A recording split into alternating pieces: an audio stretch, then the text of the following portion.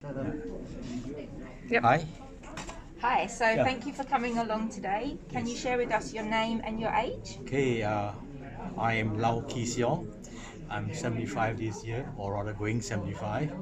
And I'm the Vice President of the Singapore Veterans League. Wow, that's wonderful. And what inspired you to come along today and spend your afternoon with the rest of the veterans? Right, okay, I've always been interested in preventive medicine, right? If you have a need to be vaccinated to prevent something, I think it is our own responsibility to get it done. But then the point is that there is so much ignorance among the populace, and because of this ignorance, people have different ideas, prejudices, and they fail to do what they are supposed to do. So we have organized this for the older folks, because veterans are all old people. 75 years young. And we try to make it known to them why we are offering this sort of vaccination. Or Singapore government is encouraging that the older folks go for this pneumococcal vaccination, and they should get it if possible. I have a personal experience myself. That's why I feel very strongly that unless this information is put forward to them, they may not take it that importantly, not that seriously. And my personal experience has to do with my own daughter. Right? Basically, the pneumococcal is a vaccination that works on the bacteria within the lungs. Right?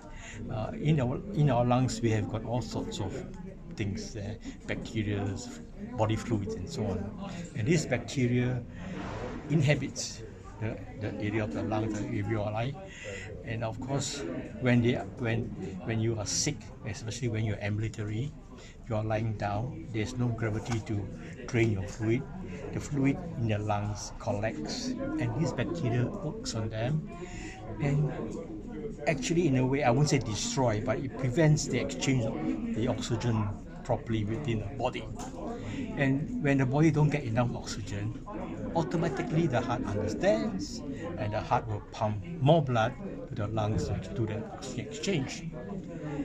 But when you do that, the heart is nothing more than another muscle. All right, and when the muscle is overstrained, you get cramp, just like your legs get cramp when you run too far or you exert yourself too much. And when the heart has a cramp, stops working, stop pumping, that's where you go, right? So my personal experience actually is as a result with my own daughter, who had pneumonia a month before she died. And the day before she died, I brought her to the doctor for normal review, and the doctor sent her to get an X-ray of her lungs, because normally after 1 month you want to have understanding of how it progressed or not, or regressed.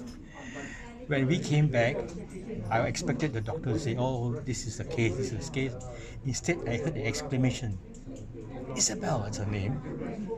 "Why is her heart so big? Why is her heart enlarged?" Right? So to me, I don't see the correlation at all. And later on, I realized, much later, after she passed away, I realized that actually because her pneumonia put her whole body under strain, the heart has to pump more, and as a result, the muscles become bigger, enlarged. We didn't realize that, right? And the next day, after this episode of activities, she just gave up. The heart just gave up. Right? We saw a young lady passed away just because we didn't understand.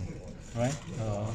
I do not know whether had we given her the pneumococcal shot it helped, but I would like now, if possible, to spread this personal experience to people who are not in any way affected by physical ailments, but in the pink of health, nonetheless could have gotten into this situation and prevent that from happening. Yeah, it's amazing that you're spreading the awareness and inspiring other people. Exactly, So I yeah. personally thank you for that. It's very inspiring. It's whenever I remember my daughter, I say this is something I must do.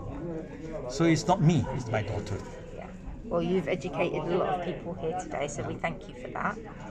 My pleasure. Thank you very much. Thank you for your time. Okay. Thank you. Thank